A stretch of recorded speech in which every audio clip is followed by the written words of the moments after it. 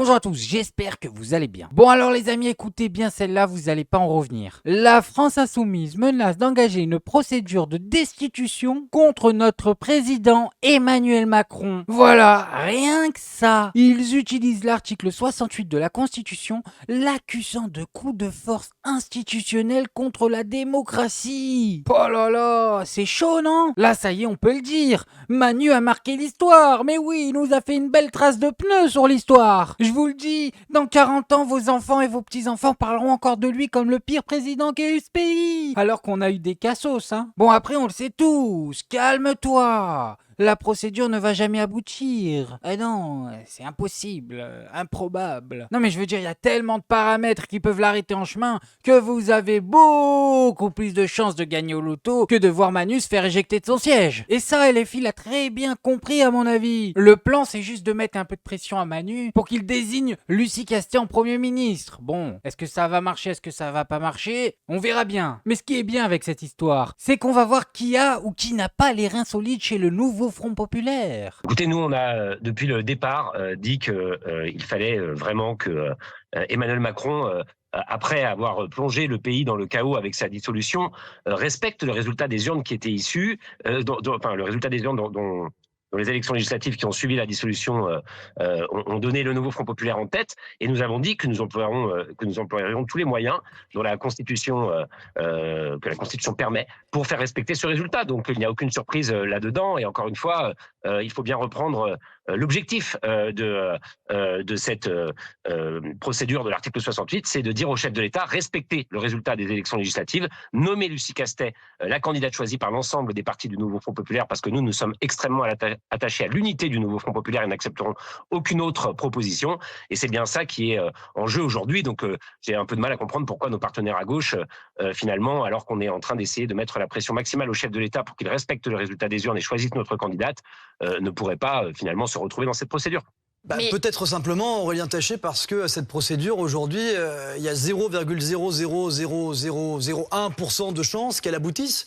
En fait, quand on regarde la composition du Sénat et de l'Assemblée nationale, c'est plutôt un coup de com', en fait, que vous faites. Mais je souffle! Je souffle! C'est quoi ces journalistes là? Non mais regardez-le ce guignol! Bras croisés, position défensive, discours militant. C'est incroyable quand même! Alors même que les autres partis ne se sont pas prononcés, eh ben BFM TV arrive à te mettre un bandeau LFI fait cavalier seul à gauche. Est-ce qu'il y a un point d'interrogation? Non, il n'y a pas de point d'interrogation, c'est une affirmation. Et t'as le journaliste qui est en train d'expliquer pourquoi personne ne va les rejoindre dans ce mouvement. Il est pas en train de leur expliquer pourquoi il ne faut pas les rejoindre. Il est en train de leur expliquer pourquoi ils ne vont pas les rejoindre. Mais voilà, c'est quoi ça? Oh, non mais quand t'es journaliste, les histoires tu les écris après qu'elles arrivent. Tu les écris pas avant qu'elles arrivent.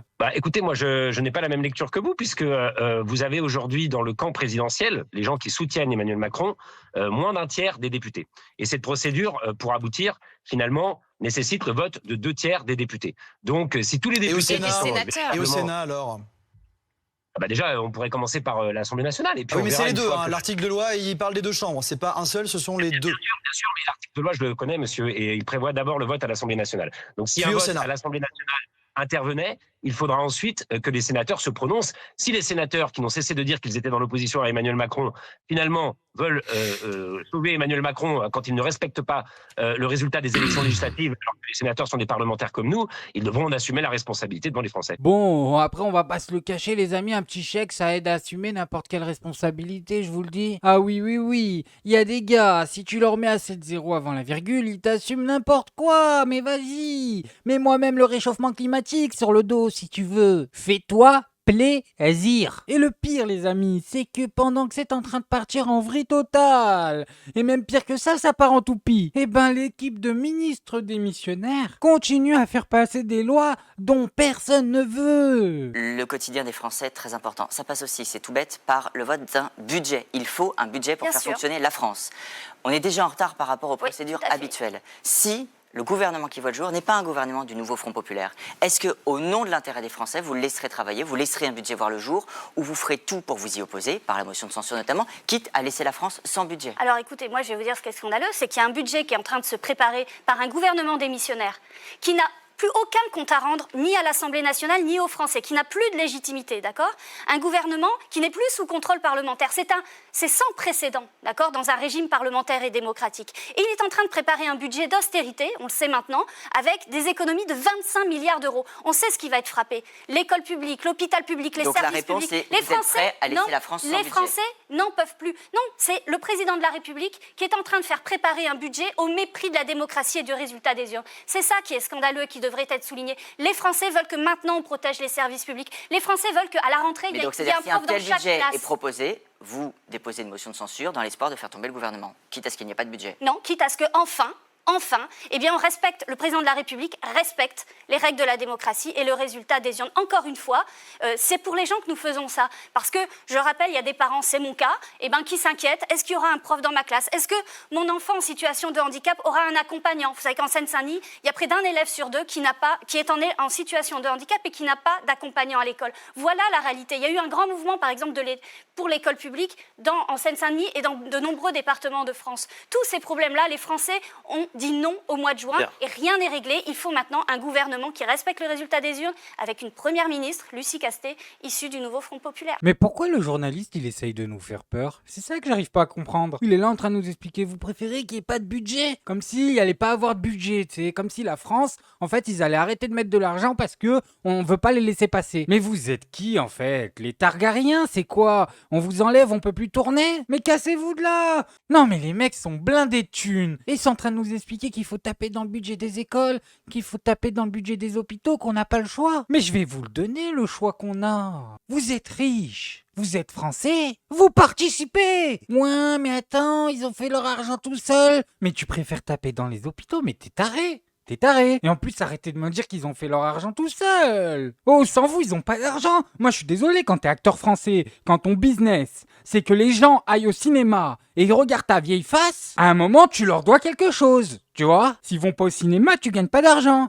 Donc voilà. Et quand t'es footballeur, artiste, n'importe quoi, réfléchissez à un métier qui gagne beaucoup d'argent et vous verrez qui dépend de la masse. À partir de ce moment-là, paye ta dette. Mais je veux pas payer, je vais payer 100 000 euros d'impôts. Mais comment tu vas payer 100 000 euros d'impôts, mon ami ? Et tu me dis ça sans sourciller en plus. Tu sais c'est quoi 100 000 euros sur un an ? Qui les fait ? Qui les fait parmi vous ? Qui les fait ? Voilà. Mettez-moi en commentaire parmi vous qui fait 100 000 euros en un an. Donc imaginez-vous combien d'argent a fait le mec qui doit payer ça aux impôts. Mais si les journalistes ne veulent pas du NFP, c'est pour une chose très simple. Ils ont tout à perdre. Et oui, eux ils préfèrent payer moins d'impôts et derrière se payer des écoles privées, en cas de soins, cliniques privées et tutti quanti. Alors que nous, les simples moldus, on peut tout simplement pas. École privée, clinique privée, mais de quoi tu me parles ? On a du mal à finir les fins de mois. Mais au bout d'un moment, la démocratie, c'est la majorité, on est d'accord. Alors pourquoi on va taper dans des budgets qui servent à 95% de la population ? Et le pire en plus, c'est que quand on nous l'explique, on nous prend pour des brebis, mais des brebis de qualité, compétitifs. Sérieusement, on essaye carrément de nous faire croire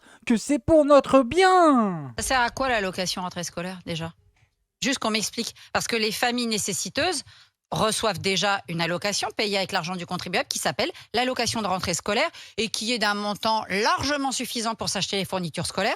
Donc en quoi est-il nécessaire d'ajouter aussi le contribuable municipal, local, qui va venir aussi achalander des familles, alors à moins que ce soit un petit surplus pour qu'avec l'allocation rentrée scolaire, on puisse acheter le survêt Adidas à 600 balles pour faire la rentrée. Non mais il y a un moment, il faut arrêter la blague. Il faut arrêter la blague. Moi, des élèves nécessiteux, j'en ai quelques-uns dans mon collège, mais sinon les autres qui se présentent ou qui se proclament soi-disant nécessiteux, excusez-moi, mais quand je les vois de la tête aux pieds, le prix des baskets, la part cacahuète qui coûte 600 balles, moi je ne sais pas, mais je ne vois pas bien... Non, mais excuse-moi, quand tu as une part cacahuète à 600 balles alors que tu as 13 ans, tu viens pas me dire après que tu as du mal à joindre les deux bouts pour t'acheter un tube de colle. Et voilà comment ils vont gérer le budget, en vous accusant d'ingrats, de menteur et de flemmard. Alors déjà, elle, c'est une experte en mode, voilà. En un regard, elle est capable de connaître le prix des vêtements que tu portes. Et tout spécialement si tu es un enfant. Mais à la limite, si on a un doute sur l'utilisation du budget par les familles, pourquoi on donnerait pas le budget à l'école et c'est eux qui devraient récupérer les fournitures pour les enfants ? Je vais vous le dire. Parce que le problème n'est pas là. C'est pas l'utilisation du budget, le problème, c'est qu'ils veulent récupérer le budget. Si vous voulez récupérer le budget, faites-le. Qu'est-ce qui vous en empêche? Prenez-le, faites votre aveu d'échec, dites voilà, on n'a pas réussi, on reprend notre mise. Vous avez pas besoin de nous traiter au passage et de nous faire croire que c'est notre faute. Assumez un peu. Vous considérez que les élèves les moins favorisés ne sont pas si importants que ça, voilà, on peut s'en passer dans l'éducation nationale. Bah dites-le. Non, vous préférez faire croire à tout le monde qu'on croule sous l'argent en fait, voilà. Que nos gosses de 13 ans, ils ont des vestes à 600 balles. Eh ben je vous mets au défi. Trouvez-le moi cet enfant qui a une veste à 600 balles. Montrez-le moi. Il n'existe pas. Bon, maintenant on va passer à cette info incroyable. Et je vous le dis, écoutez bien cette histoire, vous allez pas en croire vos oreilles. C'était il y a 4 ans. Un après-midi d'été, un jeune homme décide de s'introduire illégalement dans cette résidence toulousaine. Il souhaitait profiter de la piscine. Mais ce qui aurait pu être une simple baignade tourne à l'accident. Le squatteur rate un plongeon et se brise les vertèbres. Il est aujourd'hui tétraplégique. 4 ans après le drame, le jeune homme a décidé de poursuivre la copropriété en justice. Nous, on avait fait notre part de marché. En allant voir ces jeunes, en leur parlant, en leur demandant de quitter les lieux. Donc c'est vrai que c'est un petit peu le deux poids, deux mesures. La situation est dramatique, néanmoins, ce n'est pas notre faute. L'adolescent âgé de 18 ans à l'époque porte plainte pour négligence autour du bassin. Un argument non recevable pour les copropriétaires qui assurent que toutes les précautions sont prises pour éviter les accidents. Dès le mur d'entrée de la piscine, finalement, on retrouve notre panneau de profondeur des bassins qui nous indique de manière très claire la profondeur à 1,08 m ainsi que celle à 2,020 m que vous pourrez retrouver sur le fond de la piscine. Un événement qui soulève à nouveau les questions sur les responsabilités légales des propriétaires face aux squatteurs. Lorsqu'un dommage est survenu sur leur propriété, en particulier en l'espèce, c'est lié à une piscine dans les faits de l'espèce, et ils doivent répondre du dommage qui est causé à la personne qui se blesse lorsque la personne est rentrée, même illégalement, dans les lieux. La copropriété devra donc prouver que la piscine était en bon état au moment de l'accident, auquel cas, elle devra verser des dommages et intérêts à la victime. Et là, je sais ce que les gens vont dire. Ouais, c'est encore le résultat d'une politique de gauche. Mais quelle politique de gauche? C'est le résultat de votre politique de paillasson, ça. Attendez, c'est quoi ces lois écrites avec les pieds? Au bout d'un moment, tu fais quelque chose de mal, t'assumes tes actes. Là, ils sont arrivés, ils sont entrés sur sa propriété contre son avis. Le gars, il s'est blessé, c'est le karma, mon ami. Et je vais même te dire plus que ça. T'as pas de honte. Parce que le karma, il t'a déjà puni une fois et tu continues à pousser. Tu veux faire payer une personne qui, si tu l'avais respectée et écoutée, t'aurais évité tout ça. Et en plus, elle, ça se voit, c'est une gentille, hein. Elle a rien fait du tout. Il s'est tout fait tout seul. Parce que je te le dis, il y a des mecs, tu serais rentré sur leur propriété et tu veux pas partir. Mais mon ami, c'est pas le plongeon qui va te blesser. Donc bon, moi ce que j'en pense, c'est que la justice française doit se réveiller et dire à ces gens-là, maintenant il va falloir arrêter de nous prendre pour des brebis. Bref, moi c'est tout ce que je voulais vous montrer les amis. Maintenant faites-vous votre avis tout seul. Faites attention à vous, faites attention à ce que vous regardez, likez, abonnez-vous et oubliez pas le petit com qui fait plaisir. Tu es tout gris et tout petit, petit poney. Tu gambades dans les prés sans